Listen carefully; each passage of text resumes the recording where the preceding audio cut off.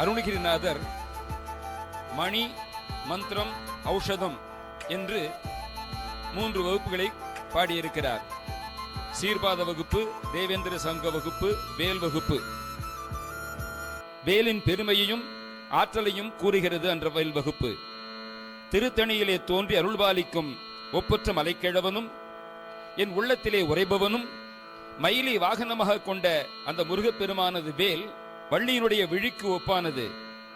இந்திரனுடைய கால் விலங்கி முறித்தேறியும் நக்கீரனை குகையில் மீட்டது. பேய்கள் கழிக்கும், மாமிசம் கழிக்கும். தேவர்கள், முனிவர்கள், இந்திரன், பிரம்மன், திருமால், மனிதர்கள் இவர்கள் யாவருடைய துயரத்தையும் தீர்க்கக்கூடியது.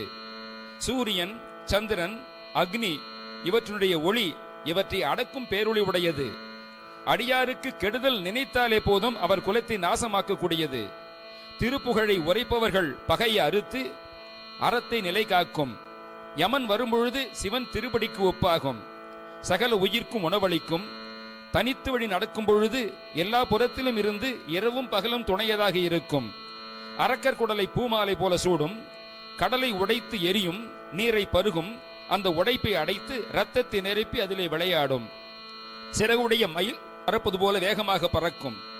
அவுணர்களை போர்க்களத்திலே மோதும். இப்படிப்பட்ட அந்த வேல் வகுப்பிற்கு ஆட இருக்கிறார்கள். இந்த வேல் வகுப்பை நித்தியம் பாராயணம் செய்வது என்பது மிகவும் சிறப்பான ஒன்று.